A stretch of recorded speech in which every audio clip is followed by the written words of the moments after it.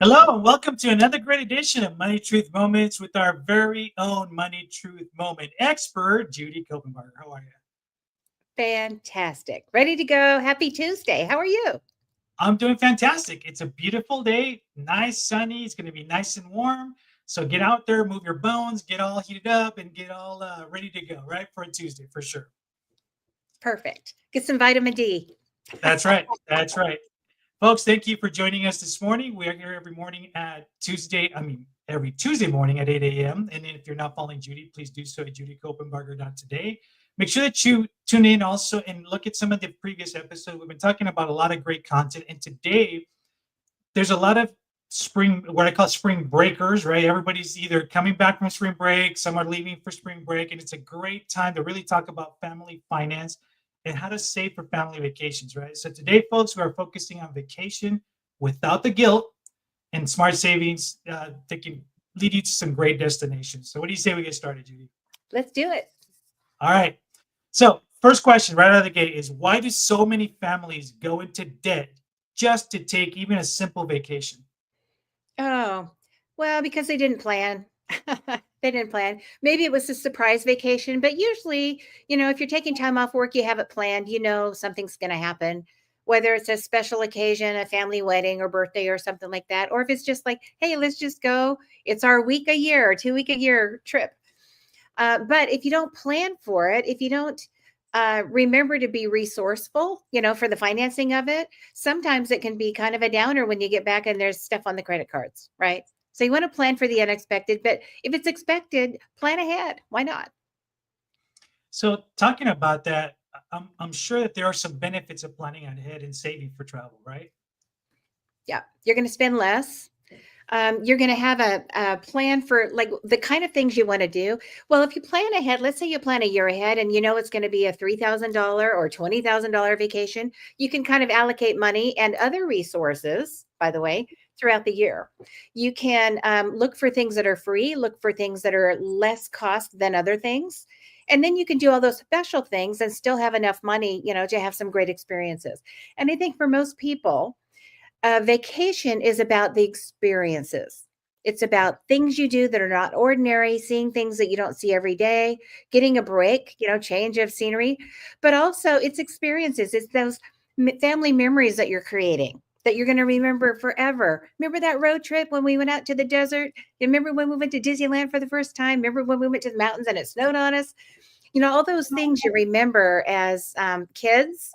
If you are in a young family and you're helping create memories for the next generations, this is your opportunity. Vacation's a great time to do that.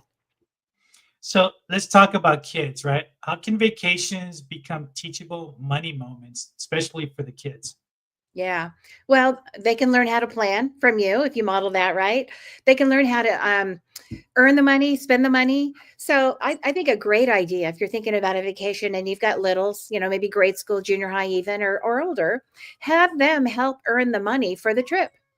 Then they'll have money they get to use for whatever when you're there. So let's say you go to, the typical Disneyland trip, at the end, you get off the ride and you're dumped right into the store with all the stuff that you're excited about because you just saw it on the ride and you saw the movie, right? I want that, I want that. And it's usually not low price tags, right? A place like that or any place like that. And so if the kids have earned their own money and maybe they could have a project set up or several projects set up if you're planning ahead, you can match the money they earn to incentivize them to really do well, whether they're mowing lawns or they have a lemonade stand or they're making crafts that they sell, whatever it is. Have them earn money, you match it. They can learn a lot about earning, but also about spending. So on the trip, you cover the housing and the food and what all the amusement park, tickets and things like that. But when it's time for those extra things, if they have their own money that they worked for and they earned and they saved for those things, they can learn how to allocate this spending. And for most adults that I work with, whether they're in their 40s or their 80s, the trick is not earning money. The trick is how to spend money well. It's like, I wish I would have saved more. Why didn't you? Well, I just never seem to have enough left at the end of the month. Well, that's a spending issue. So if we can help our kids practice spending and allocating money going out while they're little, they'll be masters of it by the time they're earning their own money after college or once they start their own business or whatever. So a lot of opportunities in a vacation planning for them to learn. Also, they can learn on the backside, not the financial stuff. If they make a collage or they write reports about their experiences, they're learning more than just money on these trips. It doesn't have to be just fun for mom and dad and a break. It could be something that really turns into a great learning experience for them all around. Isn't it funny that as we get older, right? You never really think about the value of money. You just think as money as just being this, just hey, I got it, I'm going to spend it, right? Exactly. It shows up Until from heaven. yeah, until you have to start working and start earning your own, and then you think about things that are like, do I really need this? Probably not. And I used to do that. It's just tend around and walk around. Am I really going to buy it? Because I went in there specifically to buy something. And when you look at the price tag, and I'm like, do I really need this right now? And you start developing like your own guilt trip. Like, I don't want to get this because I really don't need it. It'll be just fun for a moment. And then what? I'm out of money. It's just going to sit there. And I think a lot of us kind of go through that as we get older. We learn, and we're all different. I've got 5 kids, right? And so some of them, they were really excited and still are excited about kind of disposable things. I want to have an experience with this thing. It won't last long. It's just something for the day. Maybe it's like a bubble gun. If it's a kid, it's a bubble gun, or it's something that you eat, or something that you play with and it breaks. It's just like a disposable thing. I think of those. They used to have all these quarter machines where you put your quarter in and you get out something, Yeah. stickers or a bouncy ball or a sticky hand or something. So I had some kids that thought that was the best thing ever. You give them a quarter or two, oh my goodness, they just died and gone to heaven. The others are like, why would I do that? It's no good tomorrow. I'll save that money and I'll get something I really want, like a stuffed animal or something, something with wheels on it that I can play with for a long time. So they're all different and we're all different. So you might have children and you want to celebrate those differences. Don't try to, stick them in a box. Mhm. And that's just experiences being a mom for a little bit and grandma, right? You want to let them be their own way, find their own way and celebrate with them. And if they, buy something that's kind of disposable or clothes that are disposable or whatever, and it's no good later, and they're like, oh, well, what can we do more, better, different next time? Maybe we'll get something that's, made better or last longer or save up a little bit longer and buy a better quality. There's so many things they can learn as children financially that can really help them as adults. These are opportunities. No, absolutely. Yeah. Folks, thank you for joining us. If you're not following Judy, please do so at judycopenbarger.today. Today, we're talking about vacations. A lot of you guys are getting ready to go on spring break vacation, or you guys are just coming back. But these are some great tips for you to write down, pen and paper, as Judy always says, to make sure that you keep these tips for the next vacation, because summer is coming also. So that's another huge season where folks get to travel and spend all this great stuff. But let me ask you this too. How far in advance should families start saving for a vacation, right? It's a common sense question, but we don't think about that.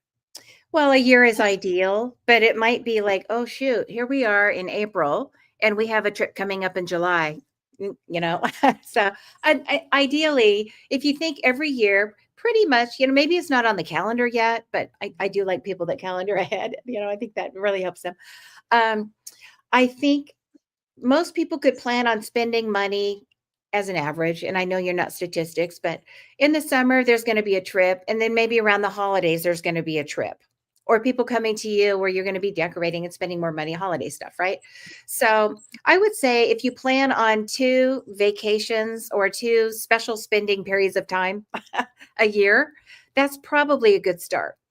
And then you just say, well, what do I spend in the summertime? What do I spend in the wintertime? Maybe you're skiers. You go to the mountains and you don't really go in the summer, if you have a seasonal work or something. So if you plan ahead for whatever you're going to add all that up to, add 10% to what you think you need, and then divide it by 12, right? Or however many paychecks you have. And every month, put that aside and really make it savings, not I'll put it in my savings and take it out when I have a flat tire, put it in and take it Right. out when I'm short, It really is savings for that purpose. Then when it's time to plan the vacation, buy the tickets, rent the RV, whatever you're going to do, you've got the money there and you're not using credit cards, which makes it cost more, right? And you want to plan for those unexpected things. things will come up. Once we were on a trip, we were out in the mountains and we had a car full. We had 7 of us in a big Suburban. We were up way up in the mountains fishing at this pretty remote lake, got a flat tire. So it turns out that there was no spare in the car that we had rented, and Oh, it was wow. 4 hours away where we rented it in Denver. And so, we're like, what do we do? And they're like, well, we can't come to you. They said, just, get a tow truck and get in the tow truck and go to town. I said, there's 7 of us. We can't all get in a tow truck and have the car towed. So it was a big ordeal. We ended up having to make other arrangements, which was a little bit tricky and costly. We had to buy a car, or buy, not a buy a car, buy a spare tire for the car because there wasn't one in there. They hadn't told us it was in an accident. So all this stuff happened unexpected. And so you always want to plan, maybe not for something that extreme, but things happen, things come up, and you always want to have, just like you should anyway at home. But on vacation, there's unexpected things. There might be a medical expense if there's an accident or you get sick and you got to buy meds, which you have at home, but now you got to go to the pharmacy. Things like that can happen. It might have rain. Now you got to buy an umbrella. Didn't plan on that. Maybe you didn't pack enough sweaters. It's really cold. The kids can't just be freezing at the water park, right? You got to buy Yeah. sweaters for everybody. Well, now you're at the water park buying sweaters. $40, not $20, right? So things like that happen. You just want to plan for it in your spending plan. So talk a little bit about sometimes as we're prepping for this, we're thinking about, hey, we're going to our destination and all of that. There's also sometimes hidden costs for traveling, right? For our families that we don't really budget for or don't think about. Yeah. What has been your experience with that? I'm sure Yeah. you talk to folks and all of that as well too. Oh, I'm experiencing it right now. but I was aware. I'm actually staying in a hotel right now. That's the backdrop here. I've been here for a little bit. So there's always, the cost of the hotel, but then there's taxes on that. And sometimes there's layers of taxes depending on where you are. There's parking. If you have a car, you're renting a car, sometimes that's not cheap. Might be $10. Sometimes it's free. But at most hotels it's $10, $40, $50. I've paid more than that a night just for the car to be there. So that's something they think about. If you're going to rent a car, maybe renting it later than you think you need, turning it in sooner than you think you need might save a lot of money in parking fees at a hotel. Cleaning on the rooms, if you're an Airbnb or one of those, rent somebody else's property deals, there's cleaning fees. And sometimes you think, well, here's my budget, but the cleaning fee, it can add quite a bit, especially if you're there more than a few days. Um, let's see, emergency meds can come up, clothing can come up, seasonal things can come up. Let's say you go to the mountains and it snows, you didn't expect it. Now everybody's got to have, some kind of boots or covering, for their shoes, or they're going to freeze to death and get frostbite, so things like that can come up. In a car, if you want to have the what is it, series, when you get, it's not the regular radio, but you need a certain radio for maybe weather reports or certain Right. shows that you need to have, that might be an extra expense. If you need to rent a car seat for a child, that might be an extra expense. So all those things, just think through everything you're going to need and what might be costly. If you're new at vacationing, sometimes it can be a shock. It might be 50% more than you thought for all the extra stuff that you really can't live without. So plan for extra always. And I think that's Plan. yeah, and I think that's where we get in trouble, right? Those unexpected things that all of a sudden your credit card sky high that you weren't even expecting and all that. So Yeah, very, very good point. Yeah. So let me take you back a little bit. So we're talking about vacationing, right? And you can go back as far as your childhood. You can go back as of now. What's one great memory you have of a vacation that when you think back, it always brings a smile to your face? Oh, well, when I was a kid, we didn't do Disney. We didn't do hotels. We didn't have the means to do that. My dad was a big military outdoors guy, and so we did a lot of camping. And I have so many great memories where I'm sure the cost of the gas to drive a couple hours to the mountains. This was Yosemite, a lot of those mountains up in Central California. Beautiful, beautiful. Back before it was all populated. And I have so many memories of backpacking and camping. We would take trips for 3-4 days, maybe a week, and we would just take cornmeal and lures and salmon eggs and coffee. I remember my parents drank the coffee and the smell of it on the cooking on the open fire, in the coffee pot. But we would take that cornmeal because we were going to eat what we caught. And so we would catch the fish, fry them up in the cornmeal, and that's what we had. So maybe, a can of beans or a can of soup or stuff for s'mores. But we pretty much would pack in what we could carry. And for a week, we ate what we found. I remember picking berries, gooseberries and blackberries and all of that. My dad knew, which mushrooms were safe, all of that. So we would just go up in the mountains and just kind of forage and camp. Great That's cool. memories. I'm thinking, would I do it now? It sounds like a lot of work. We were all younger then, right? We were kids and our parents were much younger than I am now. But great memories. How about you? Do you have a favorite vacation? I remember as a kid, because I wasn't born here, so for me it was always coming to the States as a kid, like at 4 or 5 years old, to visit my relatives. But I think lately, I would say in the last year or so, the best memory I have is taking the family. It was to Hawaii, the first time I've ever been there, and we found this little park, like isolated park with just these old trees right by the beach, nobody there. And it Mm, was just, the beach was literally inches away. We put down our seats under these massive trees, but it was like the best moment. Like if you can freeze time, it's like no care, no worry, just the water, the sand, and you can watch the turtles kind of go by. That was like so far that's been like the best experience. And I think for us has always been to Catalina is probably the closest that we have mm. without having to really fully travel, that you can have the best of both worlds. And I really appreciate our times. We usually take a trip maybe once a year for that, just because it's something that we've done every year, just to get away. But those are so far has been great memories. Creating that with our son as well too. So That's so great. And there's so many things like that. That moment didn't cost anything. right, It doesn't always have to be an expensive Disney cruise, big deal. Those are great to do. But some of the best moments that families create happen not, in that expense. That takes me back as you were sharing about your family. We have stumbled upon some of the coolest free things while traveling. I remember in Alaska, it was community events. Look for community events. In Alaska, it was like this little town's like 50th year celebration or 100th year celebration, whatever. But they had the festival and it was all the local people and the crafts and all the local things they celebrate in that culture. And there were a lot of Indian influence, where we were. And we had the best time learning about their culture and interacting with all the locals, and it that's was free. cool. All the crafts were free, the food and all that stuff. We had that same experience in Hawaii. We stumbled upon some community event at a park, and it was no cost. It was just everybody come with the balloons and the popcorn and the whole thing. So there's always things like that to look for. And I would say if you're doing a staycation or if you're doing a vacation to a place where you're going to be there a while, look for what the locals are doing. And if it's around a holiday, there's obviously going to be things to do. And sometimes you can save a lot of money and have great experiences doing those things that are just those moments like you shared at the beach. Just you, right? Yeah, That's great. and it's also great when you don't plan out your itinerary, right? Look, at 8 o'clock we got to be here. At 10 o'clock we got to be here. To me, that creates more stress, and I think, and we Mhm. did that in the beginning, I remember, but now it's like, let's just go, see what happens. No time constraints.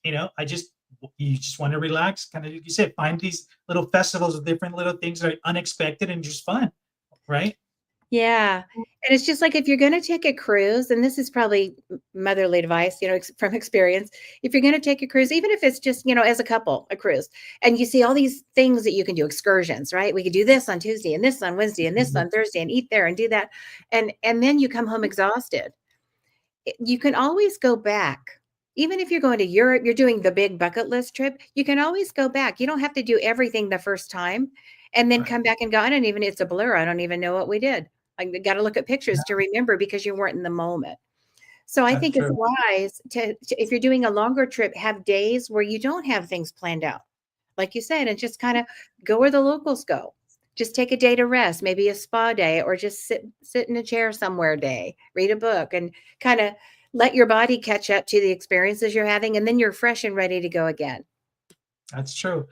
Yeah. And this, I mean, we could be talking about this for a long time, but I just realized we're at the tail end of our show. And you know Oh what my that means, folks? goodness.